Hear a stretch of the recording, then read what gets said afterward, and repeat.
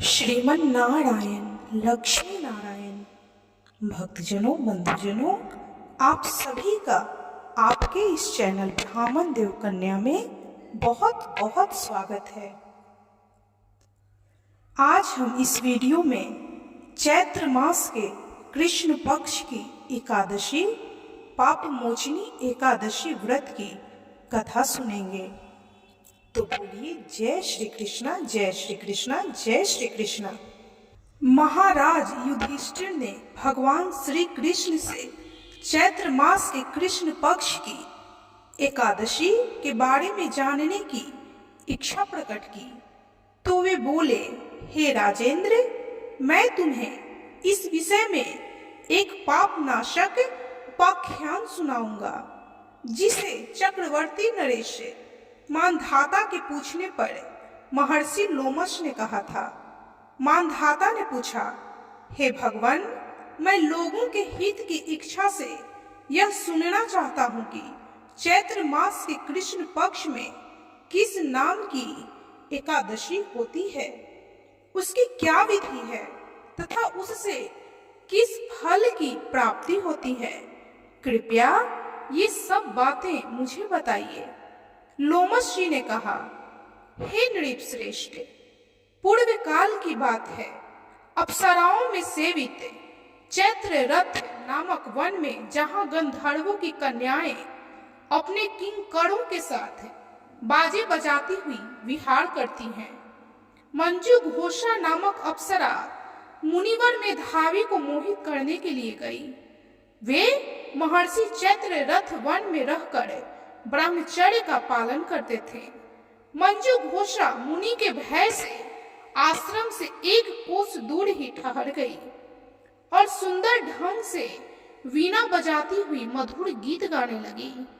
मुनि श्रेष्ठ मेधावी घूमते हुए उधर जा निकले और उस सुंदर अप्सरा को इस प्रकार गान करते देखे बड़बस ही मोह के वशीभूत हो गए।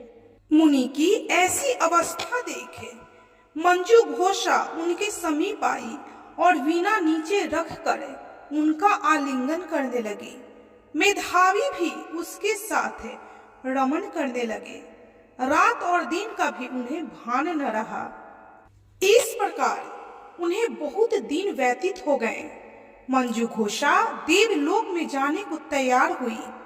जाते समय उसने मुनि श्रेष्ठ मेधावी से कहा, हे ब्राह्मण, अब मुझे अपने देश जाने की आज्ञा दीजिए। मेधावी बोले, हे देवी, जब तक सवेरा की संध्या न हो जाए तब तक मेरे पास ही ठहरो। अप्सरा ने कहा, हे विप्रवर, अब तक न जाने कितनी ही संध्याएं चली गई। मुझ पर कृपा करके बीते हुए समय का विचार तो कीजिए। लोमश जी कहते हैं, हे राजन, अप्सरा की बात सुनकर मेधावी चकित हो उठे। उस समय उन्होंने बीते हुए समय को हिसाब लगाया तो मालूम हुआ कि उसके साथ रहते हुए उन्हें 57 वर्ष हो गए हैं। उसे अपनी तपस्या का विनाश करने वाली जानकर मुनि को उस पर बड़ा क्रोध आया। उन्होंने श्राप देते हुए कहा, हे पापिनी, तू पिशाचिनी हो जा। मुनि के श्राप से दग्ध होकर वह विनय से नतमस्तक हो बोली, हे विप्रवर, मेरे श्राप का उद्धार कीजिए। 7 वाक्य बोलने या 7 पद साथ साथ चलने मात्र से ही सत्पुरुषों के साथ मैत्री हो जाती है। हे ब्राह्मण, मैंने तो आपके साथ अनेक वर्ष व्यतीत किए हैं, अतः हे स्वामी, मुझ पर कृपा कीजिए। मुनि बोले, हे भद्रे, मैं क्या करूं? तुमने मेरी बहुत बड़ी तपस्या नष्ट कर डाली है। फिर भी सुनो, चैत्र मास कृष्ण पक्ष में जो शुभ एकादशी आती है, उसका नाम है पाप मोचनी एकादशी। वह श्राप से उद्धार करने वाली तथा सब पापों का क्षय करने वाली है। हे सुंदरी, उसी का व्रत करने पर तुम्हारी पिशाचता दूर होगी। ऐसा कहकर मेधावी अपने पिता मुनिवर च्यवन के आश्रम पर गए। उन्हें आया देखे च्यवन ने पूछा, हे बेटा, यह क्या किया? तुमने तो अपने पुण्यों का नाश कर डाला। मेधावी बोले, हे पिताजी, मैंने अप्सरा के साथ रमण करने का पातक किया है। अब आप ही कोई ऐसा प्रायश्चित बताइए जिससे पातक का नाश हो जाए।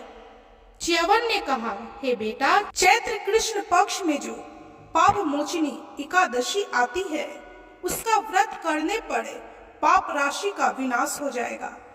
पिता का यह कथन सुनकर मेधावी ने उस व्रत का अनुष्ठान किया। इससे उनका पाप नष्ट हो गया और वे पुनः तपस्या से परिपूर्ण हो गए। इसी प्रकार मंजू घोषा ने भी इस उत्तम व्रत का पालन किया। पाप मोचनी एकादशी का व्रत करने के कारण वह पिशाच योनि से मुक्त हुई और दिव्य रूप धारणी श्रेष्ठ अप्सरा होकर स्वर्ग लोक में चली गई। भगवान श्री कृष्ण कहते हैं, हे राजन, जो श्रेष्ठ मनुष्य पाप मोचनी एकादशी का व्रत करते हैं, उनके सारे पाप नष्ट हो जाते हैं। इसको पढ़ने और सुनने से सहस्त्र गौदान का फल मिलता है। ब्रह्मा हत्या, सुवर्ण की चोरी, सुरापान और गुरु पत्नी गमन करने वाले महापातक भी इस व्रत को करने से पाप मुक्त हो जाते हैं। यह व्रत बहुत पुण्यमय है। इस कथा से स्पष्ट है कि देह जन्य आकर्षण अधिक समय तक नहीं रहता। देह के लोभ में पड़कर मेधावी ऋषि अपने तप संकल्प को भूल गए। इसे घोर अपराध माना जाता है, किंतु भगवान श्री हरि विष्णु की पाप मोचनी एकादशी शक्ति इस घोर अपराध के पाप से सहज ही मुक्ति दिलाने में सक्षम है। जो प्राणी सत्कर्मों का संकल्प करके बाद में लोभ लालच और भोग विलास के वशीभूत होकर अपने संकल्प से गिर जाते हैं, वे घोर नरक के अपराधी होते हैं। किंतु पाप मोचनी एकादशी सभी पापों से मुक्त करके स्वर्ग का अधिकारी बना देती है। इस प्रकार चैत्र मास के कृष्ण पक्ष की एकादशी पाप मोचनी एकादशी व्रत की यह कथा संपन्न हुई। तो बोलिए जय श्री कृष्णा, जय श्री कृष्णा, जय श्री कृष्णा। भक्तजनों, बंधुजनों, यदि आपको यह कथा अच्छी लगी हो तो प्लीज वीडियो को लाइक कीजिए। चैनल पे नए हैं तो कृपया चैनल को सब्सक्राइब कर बेल आइकन को प्रेस करना बिल्कुल भी ना भूलें और कमेंट में जय श्री कृष्णा अवश्य लिखें।